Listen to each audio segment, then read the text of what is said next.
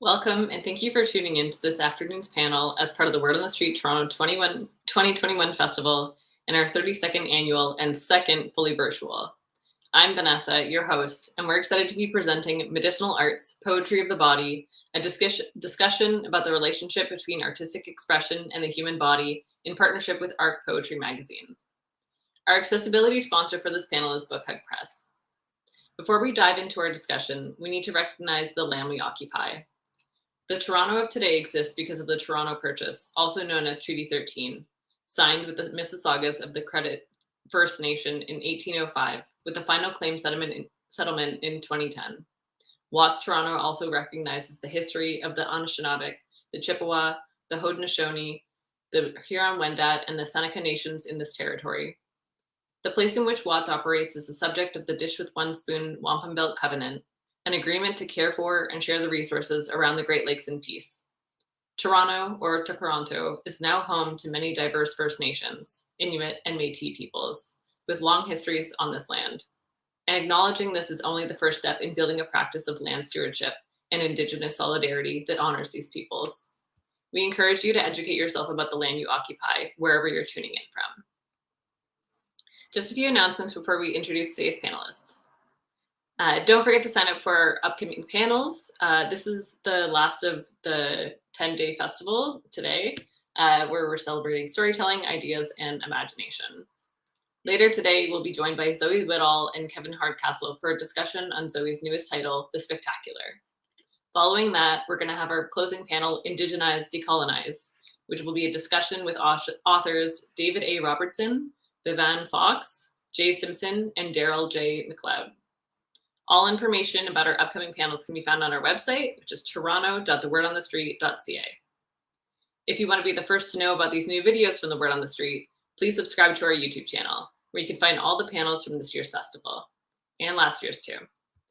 And if you enjoyed today's talk, please give this video a like to help others find it as well. Now, I'm pleased to welcome our moderator for this panel, Brandon Wint.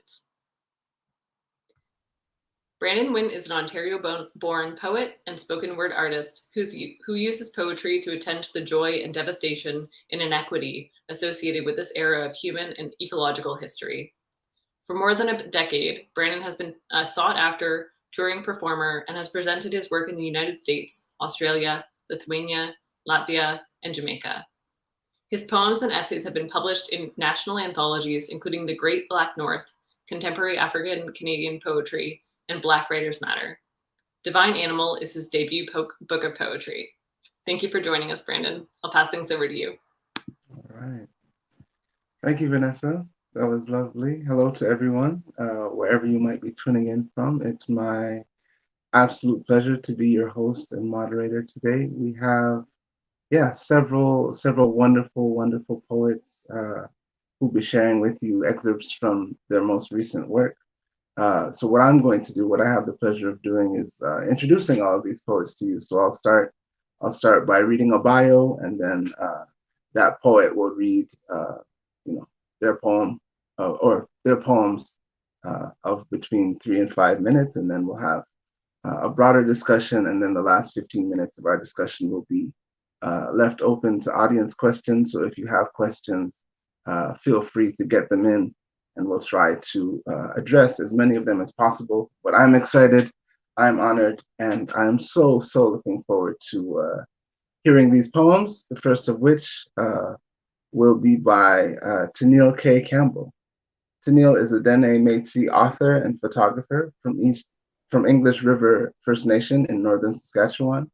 She completed her MFA in creative writing at UBC and is currently working on a doctoral degree in English literature at the University of Saskatchewan, studying Indigenous women's erotica within Canadian literature. Her debut poetry collection, Indian Love Poems, has garnered positive attention across the country, hitting the award lists in Saskatchewan and Manitoba, as well as the inaugural Indigenous Voices Award. Campbell is also the force behind Sweet Moon Photography, which specializes in photographing Indigenous people throughout Canada, capturing Indian joy in its many forms. Cultivating a life celebrating art and laughter, Campbell can always be found in coffee shops with a camera on hand and a story to share. Welcome, Tenille. Thank you for having me. Eglanade Tanser, thank you everyone for being present and for listening. I'm just going to jump right in. If you know, you know. This is from my newest book called Naidina Zoo. When you kneel down to worship, palms laid flat on soft thighs, head bowed in praise, speak out loud the blessing before you. Say my name with reverence. When your lips and tongue taste me for the first time, knees spread before you, know that we are in ceremony. When you feel me break, body trembling, spilling joy, hand reaching for you, drawing you in, remember this moment. Sorry, I get entertained by my own stuff, you guys. This one for all of us who suffer with self-love. I wonder if you would love me if my thighs had gaps to let in the setting sun, if my curves were rolling hills and shallow lakes instead of mountains and oceans, if my skin ran smooth over muscles instead of water rippling over rapids.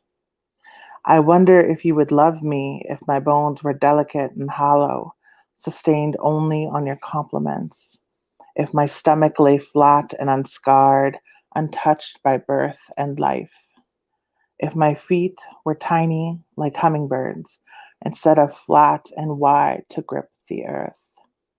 I wonder if you would love me if my breasts were a dainty handful instead of spilling through your fingers, if my mouth was only used for your pleasure instead of reciting poetry aimed to cut, if my mind only thought of you, setting aside decolonization and language reclamation.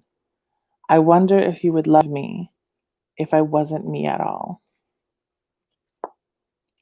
And then the final poem. Sex, sex, sex. One trick pony she is. Baby, I got tricks for generations. The biggest trick is still being here, surviving, thriving, organizing. We still here. We echo and ripple, descendants pouring down concrete over pavement, babies cradled on hips, snug within cradle boards, wrapped in star blankets under protest signs. Justice for Colton, Tina Fontaine, Indigenous resistance. We don't have the luxury of not explaining to our babies why we don't wear black hoodies, why we don't take cabs alone, and why we don't trust cops. But we still here, hands holding, mukluk wearing, tears spilling, laughter flowing, medicine in our very bones, ancestors in our eyes. As we gaze and catch feelings across citywide marches, seeing us and them and us. Just tricks. Surviving, thriving, organizing. Yeah, we got tricks for days. Mercicha, thank you. Thank you, Tennille. A pleasure. Thank you. I love I love particularly how you were like, if you know, you know. You know, I love the boldness of that. That's beautiful. Thank you for setting the tone. The next poet that I'd like to introduce is Therese Estacion. Therese is part of the Bazayan diaspora community. She's an elementary school teacher and is studying to be a psychotherapist. Therese is a bilateral below the knee and partial hands amputee and identifies as a disabled person. Therese lives in Takaranto. Her poems have been published in Sigi 2 and Pank magazine and were shortlisted for the 2021 Marina Nemeth Award. Her first collection of poems, Phantom Pains, was published by Book Hug in spring of 2021. Welcome. Hi, everyone. Thanks, Brandon, for that. And thank you to Neil for paving the way. I'm very excited to be here. As Brandon had mentioned, a visual description of me. I have long black hair. I'm wearing it on one side as a braid. If you ever meet me in the streets, I have partial hands amputations in both my hands. And I'm a bilateral below knee amputee, and I wear prosthetic legs. And I have brown skin. The first poem I'm going to read, it's called Aswang, and In my book, I have 5 poems where I sort of reconfigured or retell some horror mythos told to me as a child in the Philippines. And so this poem contains the dialect or the language that I speak, which is Bisaya. Aswang. An aswang is a type of abat that eats flesh. Aswangs are found all across the islands and vary in form and personality. One story of a known female aswang in Cebu goes like this. Sexy by day, at night she moves any way she pleases. Sometimes she ends up at the disco where she laughs. Magsayaw-sayaw siya ug maghubog. Dances and gets drunk. She laughs and pretends she's interested in your cock. Excuses herself, leaves, finds a hiding spot, dismembers, hides her legs by the garbage, grows fangs and wings, becomes hideous, but keeps her perky tits. Ug maghuwat siya sa ato, and she waits for you perched on the roof. Paglakaw na nimo, when you leave, that's when she gets you. Hunt, swoop, crunch, and glug. Dayon, then, she puts herself back together again, full. Trapuhan niya yung tutoy, cleans her tits, struts home. There is one way to catch her, though, if you had the courage. This aswang has never figured out what to do with her intestines. So, if you ever find yourself walking out at night and see a long, moist cord swaying in the dark, run. Pero ako siyang atangan kay, but I wait longingly for her. I wish I was her. I wish I could put back together my dismembered body, snapping my bones inside, tucking in my loose muscles and nerves, folding in my fangs and wings, and sulod sa akong lawas daghan yun og sundang. Inside my body, thousands of knives. I wish to be like her, the whore butcher with a swinging rectum. The second poem I'm going to read is called Iron Body. Iron Body. I'm no longer attached to my flesh. Even so, it is difficult to go out into the world like this, half other. I'm sometimes afraid of the hurtling, our assigned junkyards filled with medical equipment and assistive living devices. My body moves in prone mode, exposing some truth stored in our limbic systems. Perhaps I'm a heroine in the iron mud. The last poem I'm going to read is Untitled. Walking on the butterfly path, I've barely torn out of my garbage bag coffin. Innards barely back. Together, barely. Grace attended my burial. The windstorms were unanimous. Let her rise. A cripple, bare. Thanks, everyone. Thank you so much.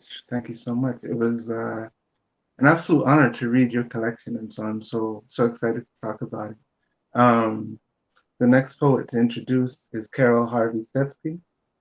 Carol's debut collection is Rump and Flank. Her poems have appeared in Another Dysfunctional Cancer Poem Anthology, Carousel, Free Fall, Untethered, Room, Prairie Fire, and CV2. She won Free Fall's 2019 annual poetry contest and was nominated for a Pushcart Prize. She lives in Toronto. Welcome, Carol. Hi, thank you. Thanks, Brandon. Thanks to Word on the Street. This is a real thrill. Wow, those readings, Tanil and Therese. Maybe I should have gone first. This is a hard act to follow. Yes, so I will read the first poem in my collection where the title gets its name. It's based on our patriarchal society and the way that women are carved up like cuts of meat and judged by our individual body parts instead of as a whole entity, a whole being. It's called Various Cuts. She is rump and flank. She is side and swivel hip, twirling skirt steak, chopped smack and tender in the loins. She is bone in. She is marrow soft and baby back. With lily-livered open eyes of round, she is all ribs, all tongue tips and shoulder blades, and wings made of fascia, flayed. This next poem, just a caution to anyone in the audience, this next poem deals with miscarriage. So if you want to leave the call for a moment, that would be a good time. So it's based on my own experience after a long infertility journey. The last treatment worked, and the pregnancy started off as twins, but by the third ultrasound, baby B no longer had a heartbeat. So I was sort of in this strange experience of my body nurturing one baby on the other hand and disposing of another one at the same time. So it was pretty jarring. This is mostly about the miscarriage part of it. It's called Miscarry, Baby B. Interrupted in your tracks. Auto shut down. Glottal stop. I don't have to eat you by mouth to hide your scented evidence from predators. Nature spared us that. I prepare a pillow for your budded skull on my comfortable lap of lymph and blood.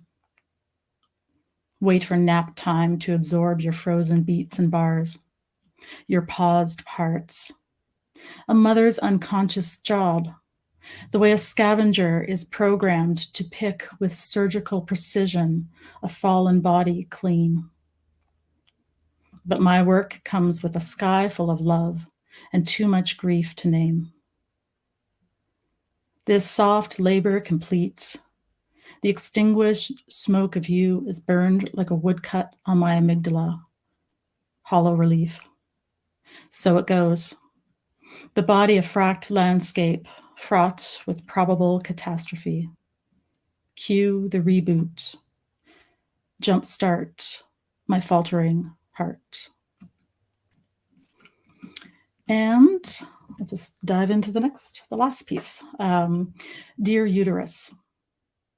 Fist of cuffs. Fist of blood. More often clenched in suspense and suspended. Red-brained lady in waiting. Swollen plum with its skin slipped off. Self-cleaning, if temperamental, easy bake oven. Hard scrabble battler, grinder with abundant pluck. You run amok, calling the shots, but rarely getting what you want. Baby this, baby that. This obsession of yours borders on ridiculous. Thanks. Yeah, thank you, Carol. Thank you all. Thanks. Yeah, such an absolute pleasure to hear you all read your poems in your own voices. You know, like it's a distinct experience to hear you all read from your own sort of subjective embodied experience of your poetry. And so I feel like I've already learned so much about your poetics just through the brief readings we've had so far. And I want to continue that vibration a little bit just by asking you a whole bunch of questions.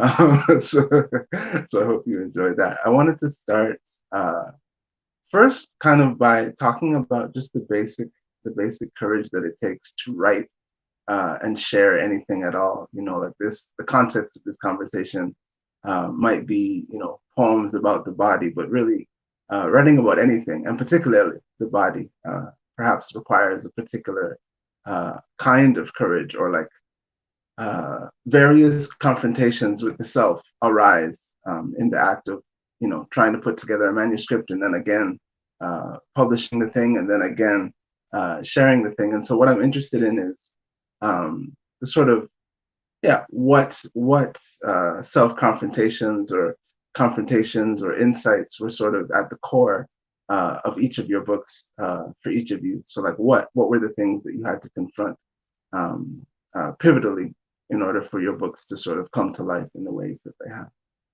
That's obviously a question for anyone.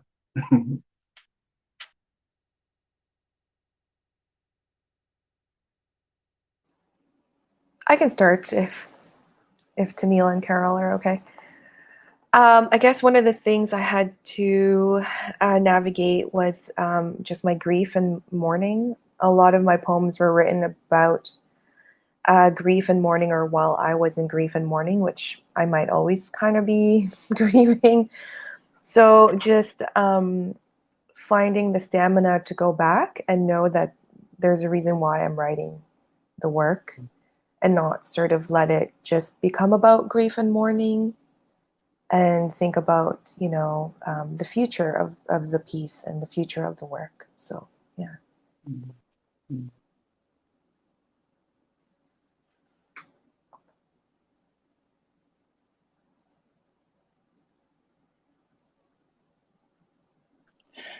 I like how we're just like a waiting game. Stand Trying to off. be so Canadian, so polite. You. Yeah. You can go ahead. If you have an answer, Carol, go ahead. You're like, no, no, no, no.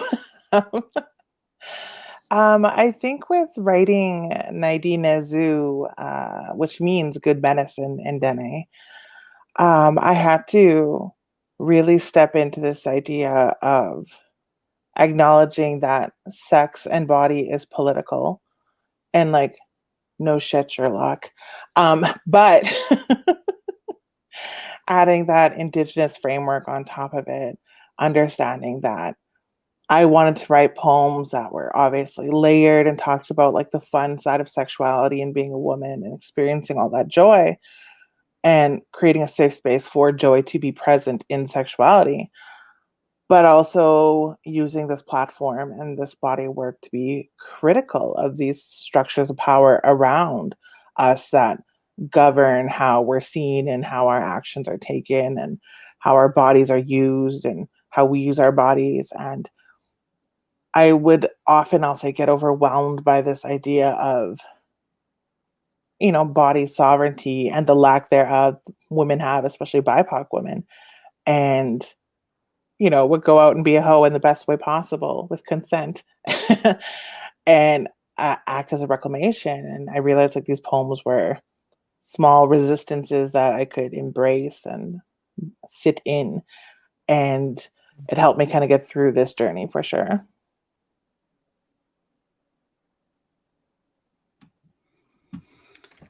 Yeah, I think for me, I sort of I tend, and I don't think this is unusual, but internalize my trauma. So when I was many years ago, when I started writing poetry, I was also diagnosed with melanoma at the same time, and so I really wanted to use that. It was almost like a gift from the universe to say, like, you need to pay attention to this and, take this gift by the hand and let it help you navigate through this dark time. So so that was great, and I was able to do that when I was younger. And then when I got older and less resilient, I guess, and I went through these very difficult. It's like walking down a dark hall. The journey of infertility. I did find it was more difficult to actually write during that time. I really internalized my grief. So for me, I really needed to. I was journaling at the time, but I really needed to kind of experience it and go through it. And then I was successful. I had my daughter. And after a few years, I could go back to poetry and really, you do have to kind of go back to that emotional place where you were to kind of access that truth at the time. But yeah, you're right that it takes a lot of courage to do that. And yeah, I think that I just had to kind of dig deep and recognize that this, not only is it sort of a cathartic experience, but it's also beneficial for others. It can also be a real gift to other people who have been going through something similar, to see their own experience represented on the page too. So, Thank you. I'm feeling tender and humbled by these answers already, because there's like there are beautiful chords of vulnerability that run through each of your books, and I can feel that already in this conversation. So I want to thank you for that, or just acknowledge it already. And sort of on that vein, or that train of thought, Therese, I have a question for you, particularly in terms of let's say if I were to call it like disability writing, or at least your approach to writing about and through disability. And I should preface it by saying that I have cerebral palsy as well, and so yeah, my visible physical disability brought me like another lens through which to sort of enjoy your work. And so one of the ways that I did enjoy your work was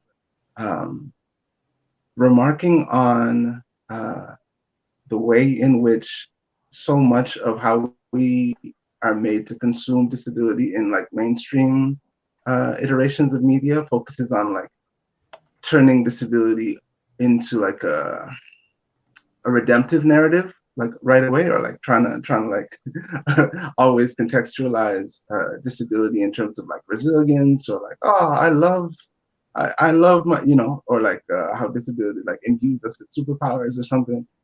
There's always like this sort of capitulation to the magical when we write about disability. But what I loved about your work was how willing you were to like sit in the discomfort of your experiences, or like just be like, oh, like this has been unpleasant, or I'm uncertain, or it's been a struggle in whatever way.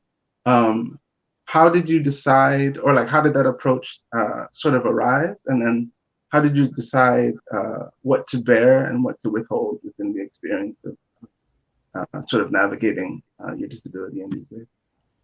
I totally feel where you're coming from. Like, I think a lot of the narrative, especially in mainstream media, is they want to use disabled folks or folks with disabilities as kind of like poster children for inspiration. And, in disability activism, there's that term inspiration porn, and it was something that I really resisted against.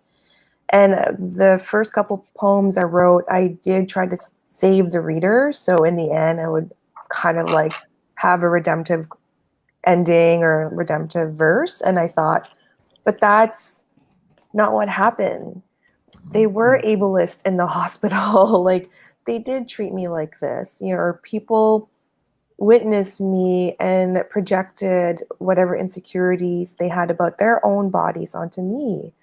So I decided to be honest with myself and not save myself and not save the reader. And I think now I'm working on newer stuff now, essays, prose essays, where I address ableism a little bit more explicitly. But in my work, I had a lot of anger and rage against sort of the ableism I encountered in the medical system, or, I not knowing what a disabled person would encounter in the real world because I wasn't born with a disability, and just thinking, what the fuck? Like, are you serious? Like, I can't believe that had just happened. So I thought the best way to kind of let myself feel this, as you mentioned, Carol, like feel the catharsis, the cathartic aspect of writing, is just to write about it. So that's what I decided to do. Yeah. Mm-hmm. Wonderful. Yeah, it was like so deeply felt, and it was, cathartic for me as a disabled reader to be like, oh, like, yeah, she's going all the way there. Yeah, I appreciated it. Similarly to Neil, I'm curious about like in the context of like, let's say, not sparing the reader anything, or like, the willingness to sort of confront taboo and like the sort of highly politicized terrain of sexuality and the erotic, was doing so always like a natural thing for you, or has there been a process of like learning how to best represent those parts of yourself or those memories on the page? I have like a whole complicated backstory of like every small town girl. I fell in love like in high school, and 12 years later, I emerge out of this relationship in my late 20s, and just like discovered a whole new way of like dating and being desired, and mind blowing. So I was a hoe for a while, no shame. And I would talk to my friends about it. And it was really interesting because now they were at that stage where they were settling down and having kids, and they were doing that in their early like 30s. And I was like, I did that. Now I'm having my 20s. And finding a safe space where I could talk about one night stands or the first time a guy called me his Pocahontas or yeah, problematic. And, and things I'd never encountered because I had only dated Indigenous or Northern men before. And so I had to kind of figure out a way to express these stories as well as confronting my own, my own sexual shaming, my own sexual prejudice. Because I wasn't woke, I wasn't aware. I was quite naive. And the growth that happened in between, like, I'll say dating and the first published book was immense and uncomfortable. And lots of times being like, is this too far? How far is too far? Whose guideline am I judging this on? And so there's a lot of uncomfortable moments like that. But at the end of the day, I had the support of my friends and my family, and my mother was like, just write it, Don't tell me about it. Just write it. If this is your process, this is your process. And at the end of the day, like, I still, I will go on stage and I will say the words and I will say the poems and I will be the person you need me to be, because I need that person too. Mm-hmm. But at the end of the night, I'm still got my ears are red and I'm blushing under the makeup and I'm like sweating, like, oh my God, did I just say that? And I think that's what's relatable. Like, we're still learning. I'm still learning. I would say I'm the most vanilla sex writer there is, because I'm straight. I'm cis. What is that? Like, where's the flavor? And I think that just makes it relatable, because we all have these questions about our body and about sexuality, about ideas. And I'm in that position of like, I don't know shit and I want to know more. So let's talk about it. And it's been hard but good. Beautiful. Oh man, I'm loving it. I'm loving these.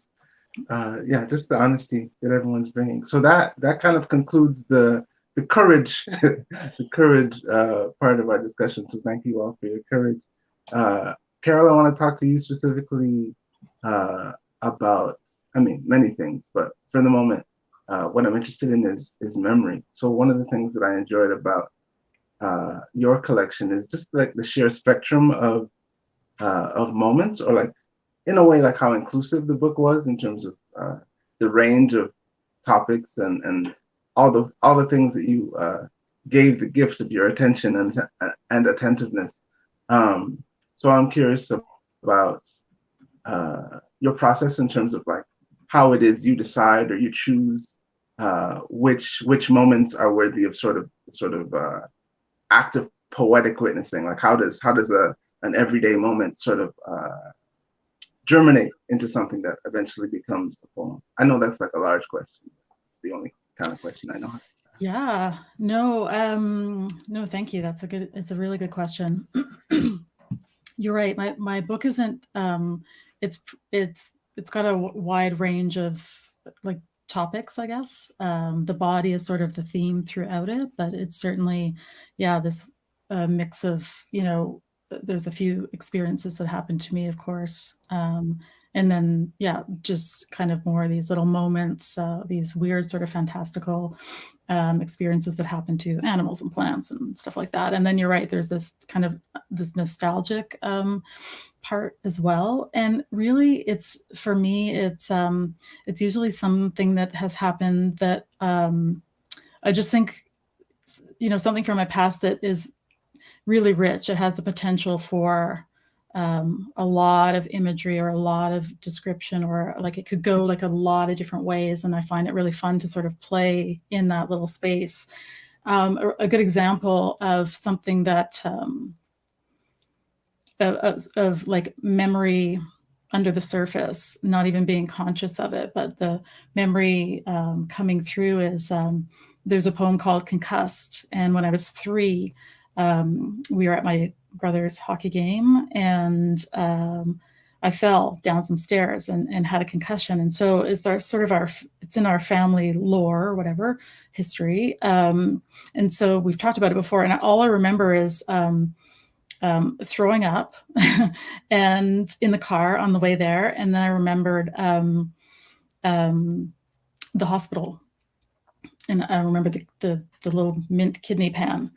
And so, but it's not something that I was really thinking about until one day I was reading a story in the media about a speed skater who had a concussion, and she was describing her symptoms. And all of a sudden I had this crazy visceral response in my body where I was nauseous. I was like a whole thing came over me, and I was like, whoa, this is like, my body remembers this, you know. It was absolutely the strangest thing. And I'm like, that's a poem. Like, go there, right? So yeah, so those are the kinds of, that's like kind of the only example of where that's actually happened. But I love the idea of just being kind of open to that, open to your instincts, and open to just sort of quieting your mind and seeing what your body has to tell you that might be worthy of exploring a little bit more. What an absolutely perfect segue into the rest of no, because I love the phrase like, my body remembers this, you know. That's one of the sentences you just closed your answer with, and that's sort of exactly what I want to have us explore in this next little while. So Therese, sorry. What I'm interested in is sort of understanding how some of your poems also arose, in terms of, like, there are so many places in our human consciousness to store memory, you know. Like, there's the memory of the body, you know, as Carol was just saying, and there's, you know, our sort of cerebral or intellectual memory of certain events. And so I'm wondering whether there was anything in the act of writing the poems that, like, changed your memory of certain events, or clarify certain things for you. So, like, you know, in terms of, let's say, some of the experiences you had in the hospital, like, maybe your body remembers certain things, but were there revelations that came out of the act of, like, trying to put this in poetic form, in a legible, coherent way? And yeah. Yeah, no, totally. So when I came to in the hospital, so I was intubated and I couldn't really move. So there were a lot of things going on around me and I couldn't speak. And it was difficult for me to communicate. Like, my sister basically had to be like A, B, C, D, and I would nod D. And then she would kind of go on the alphabet and we would communicate that way until they took out the tube. And my brain was super foggy. And I remember I would ask my sister, my parents, my partner to tell me over and over again what had happened, because I didn't really know what had happened to me until later, like maybe weeks later. And even when they would retell me the events of what had occurred, I couldn't piece them together. Like, cognitively, I was still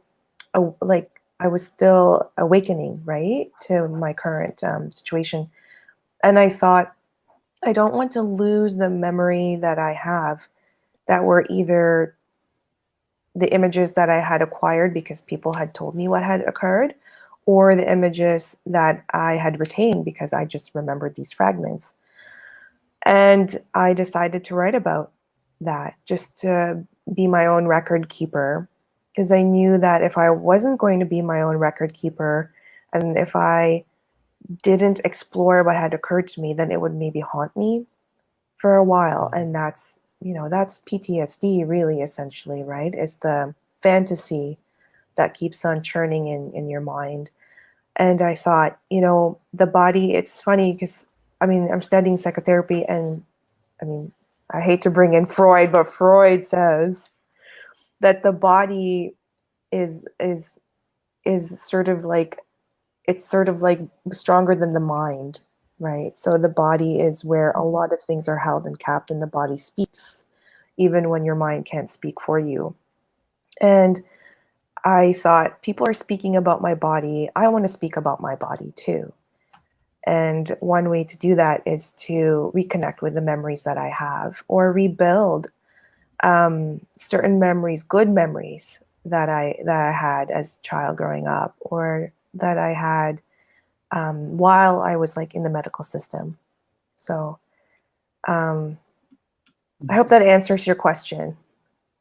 But absolutely. yeah, so Yeah, absolutely. Yeah, thank you for that. Thank you for that. Tennille, I love the way in my perception of your collection, the way memory is like sort of at the core of it, because in a way it's also like a very episodic collection where it's like, oh yes, this happened on this day with this person, and then but I guess what I'm most intrigued by is the way the poems are also often situated according to like the non-human relations. So particularly like the character of the sky gets described a lot. So it's like, at least for me, like the northern lights, we're moving in this way, or, the sky looked like this, or, just like the natural description as a way of like containing the memory of a certain moment or a certain encounter or a certain kind of intimacy. And so I wondered whether that whether that resonates for you, and if so, like if you could talk about the way sort of the background or the situation, or sort of where you are figures into your writing, and the landscape, the way the landscape sort of figures into your memory of certain things. You just say this, and I'm like, oh, he's right. Yeah, I saw I saw that moment, and I was like, "Am I in trouble? Have I?" You're not in trouble. I'm Did I do always it wrong? super intrigued when people bring up like their revelations. I'm like, wow. No, I love it. It wasn't a deliberate effect for sure. But I find that growing up on the res, growing up in the north, growing up in the bush has definitely affected how I walk through this world so often. And I think it's also part of like growing up in a small northern town. My first experiences with love or romance or flirtation or desire were grounded in nature. We went for a walk on the path. We went like outside by the river. We went to watch the northern lights, because these are things you do in small towns. So nature has definitely affected the way that I'll say fall in love and remember love and lust and desire and all that fun things. But I've never had to put it that way. So I feel like you just shifted my world, Brandon. But I do love that idea of, love and landscape being entwined. How could it not be? And even this idea of urban indigenous experience, urban love. This is still indigenous land. This is still land beneath the concrete. The water still flows, the grass still grows, the heartbeat is still there. And it's still an experience, cocooned in the gray walls of cement, maybe, but, love adds color. Oh, beautiful. I mean, I'm going to take that. I'm going to put that in my pocket, or like wear it as a badge. It's like, the day Brandon changed my life. I love that. I mean, that's something I'm interested in too, but I mean, there's not enough time for me to ask all the questions that I have. But I also, as someone who also recently published a book, just the ways in which like people's response to our book or our writing sort of changes our perception of like what we've done at times, and so it's nice to be part of that kind of moment in this moment. Okay, more questions. My next question is, I wonder, let's have a more general question. So this is maybe like a theory that I'm going to test out, and then y'all can tell me if it resonates at all. So, the sort of topic of this discussion is about writing about the body, writing through the body. And it made me think that in my general experience, we don't talk enough about how writing at least for me, is like an inherently physical experience. Like creativity sort of occurs in the body first, or like at least for me, you know, I feel the poems in my gut, and then you know the act is about like trying to like keep myself open to feeling such that I can eventually actually put the poem on the page. And so I guess it's a general question about how writing about the body maybe like affected your body, or if there's like some I'm doing a bad job of framing this question. Okay. Just whether there were ways that maybe you all had to like take care of yourself, or like tend to yourself, tend to your actual physical bodies in the act of writing so intimately about physicality, or about bodies, or about certain intimate experiences. Was there any of that, like the need to sort of care for yourself in the act of writing the things that you've written? I wrote in bed a lot, which I highly recommend. I think it really did help me connect to, you know, it helped me be open and more sensual. It's bed is like the ultimate safe space, right? And for me, it's always kind of been my like landing pad, I guess. So for me, you do have to, I think you do have to care for yourself very, very gently while you're, going through like doing that hard work of uncovering and triggering emotions and that sort of thing. So for me, the bed worked quite well.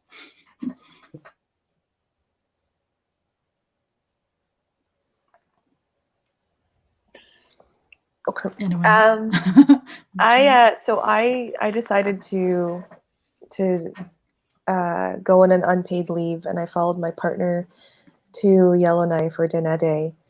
And when you brought up the Northern Lights, I rode up there. I spent a year and a half up there, and I wrote some of my hardest poems during the winter. Well, it's almost always winter up there, but I would just write and then drive on the ice road. I would just like go on the ice road. I would like sit by the ice road. So to Neil, what you said about this being Indigenous land and the land being under the concrete and the land giving you solace, which is what came into my mind after. And there was, I don't know, like there's just something about the land up in Denede that gave me what I needed after I wrote those really difficult poems. It's just quiet, and you hear the wind, and you hear like whatever you need to hear in the wind as well. And if I had to do that here and work the next day, like I think I would just be sick. Like I don't think I would be held. So I think it's such a privilege to take time off work, but if you're able to take time off work and go somewhere where there's a lot of nature around, I think that's probably something that could do wonders for one's writing. I'm just saying that. I'm like, I wish I could go back there again, and just like I'm making a note of that right now. Yeah. Take time off. Yeah, time off and go back up there. But yeah, space in the head for sure. Yeah. I found that being that transition into becoming like a face of erotica and Indigenous erotica was really a struggle, because not necessarily just because of my like small town Catholic town upbringing, but because of the fact that I am a fat woman, and society teaches us that fat is undesirable. Mm-hmm. And I have like, luckily I have self-esteem and an ego like to match.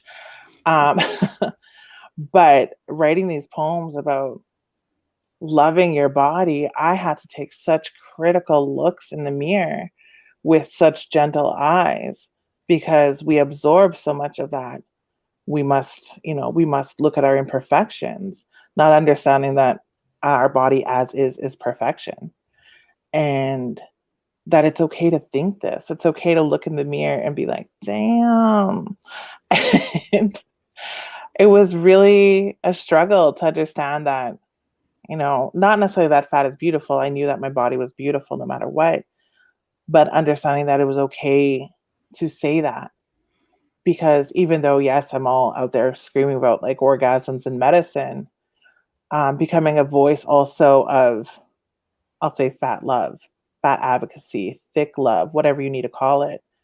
That was unplanned. And I had to, again, confront myself and my mental space and what I took from Western society beliefs about body and disregard. Oh, there's like not necessarily a safe space to put my body, because there never is for women, but I had to like find a mental space that I can sit in and be safe. Mm. I really appreciate the depth of that response, like particularly like having read the work, or because it's just so human, like because the work sort of exudes a sort of confident embodiment, and I think it's beautiful and necessary, or like it does so much for us as readers of your work to sort of know like the underpinnings of that, or the journey that you went on to like get there, and like just how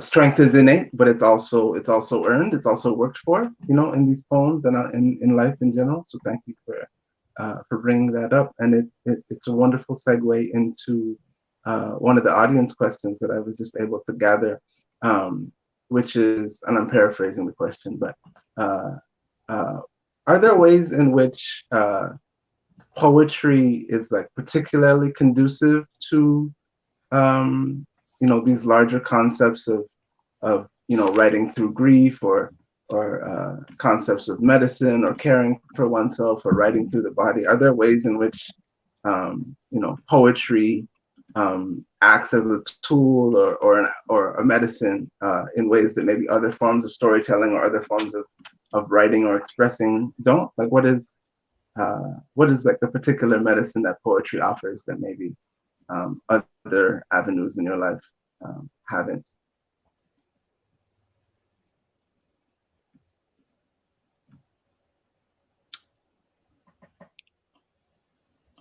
That's a good one. Yeah, I mean, it's a big one. It wasn't mine. I was just.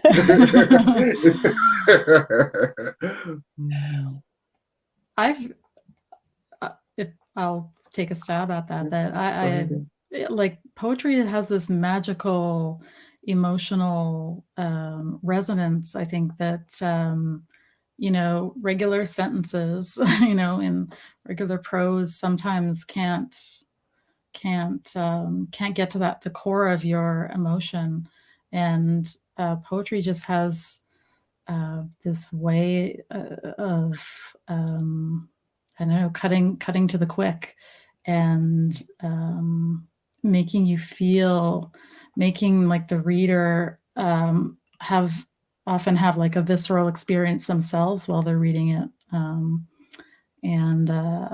and I think that visceral experience just embeds itself more than straight up regular prose and sort of like regular syntax. And I don't know, I'm not really describing that very well, but I feel like there's something that's just more magical, that when you're dealing with the body and you're dealing with all these undercurrents, I just think it's a good match for writing about the body.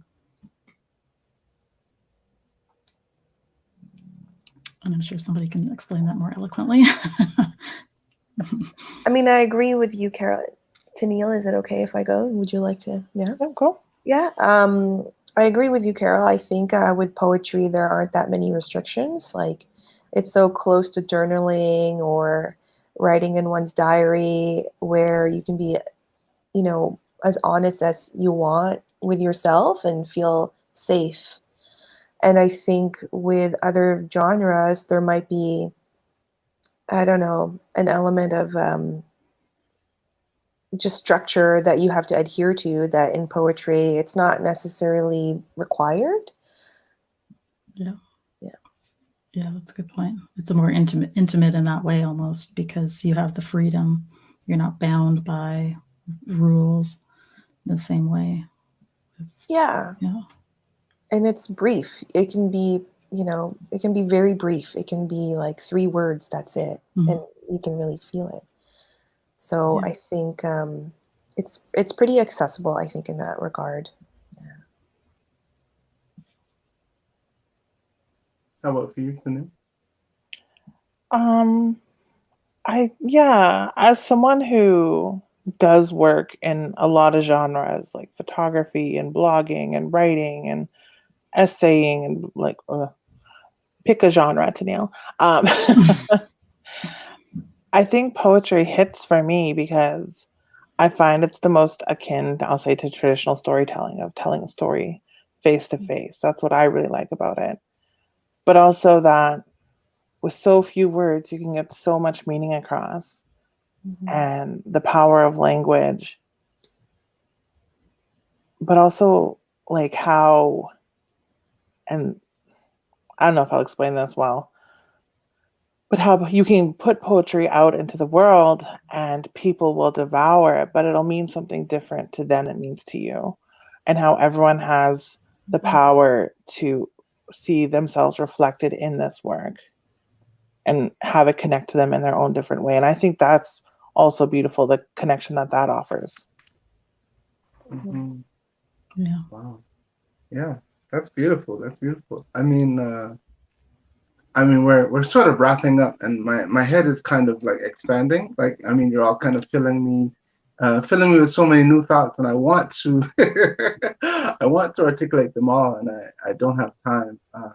Which is also a deeply poetic experience, like the tension between what we have in us to experience, to express, and what we can actually find a way to express. But yeah, I'm just super grateful for the range of this conversation, for the courage that you all sort of put on the page and sort of allowing us to bear witness to it. Just very, very briefly, does anybody have anything to say about the way in which like having your books out in the world to sort of change your perception of the work that you've done, of the poems that you've put on the page? Tennille, we had that moment where I made that connection about the Northern Lights, and you're like, in fact, yes, that is there. Has anybody else sort of had similar moments now that your books are in the world and being read by people who don't necessarily have context to what your intentions were? Yeah, how are these books sort of changing you, if at all?